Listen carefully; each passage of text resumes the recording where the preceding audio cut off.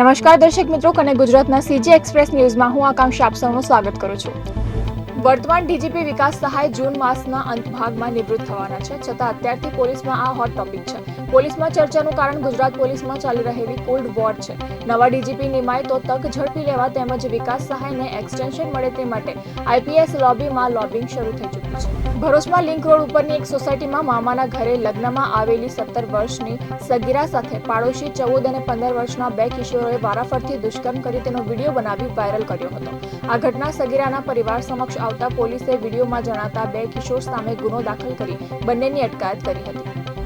Bhavnagar Rajkot highway પર આજે સવારના સમયે જાનૈયા ભરેલી ખાનગી ટ્રાવેલ્સ બસની બેટરીમાં આગ લાગવાના કારણે બસમાં આગ લાગી હતી, જે ગણતરીની મિનિટોમાં બસમાં ફેલાઈ જતા બસ ભડતું થઈ ગઈ હતી. સદનસીબે બસમાં સવાર જાનૈયાઓએ સમય સૂચકતા વાપરી બસની બહાર નીકળી જતા મોટી જાનહાનિ ટળી હતી. પ્રયાગરાજના નૈની રેલવે સ્ટેશન પર પણ ભારે ભીડને કારણે સ્થિતિ કાબુ બહાર જતી રહી હતી, જેને પગલે પ્રશાસન માટે ઇમરજન્સી જેવી સ્થિતિ પેદા થઈ ગઈ હતી. સાંજ પડતા જ પરિસ્થિતિ કાબુ બહાર જતી રહી હતી અને કેટલાક શ્રદ્ધાળુઓ બેભાન થઈ ગયા હતા.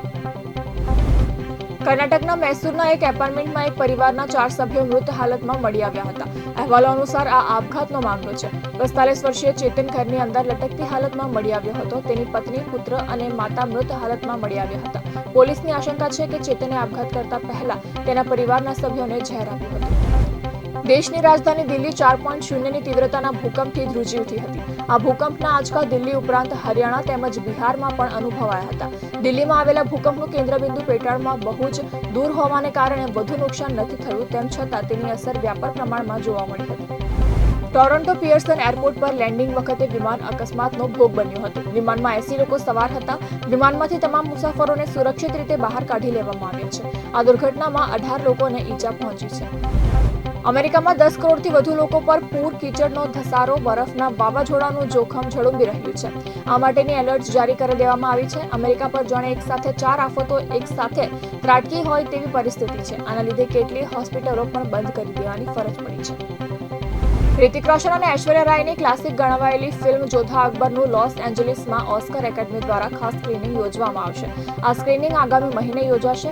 ફિલ્મને 17 વર્ષ પૂરા થયા છે. ચેમ્પિયન્સ ટ્રોફી પહેલા ભારતીય ટીમને મોટો ઝટકો લાગ્યો છે. મીડિયા રિપોર્ટ્સ અનુસાર મોર્ને મોર્કેલના પિતાનું અવસાન થયું છે, જેને કારણે તે હાલમાં ટીમ ઇન્ડિયા છોડીને ઘરે પરત ફર્યો છે. ચેમ્પિયન્સ ટ્રોફીમાં ટીમ ઇન્ડિયાને એન્ટ્રી પહેલા જ આ મોટો આંચકો છે.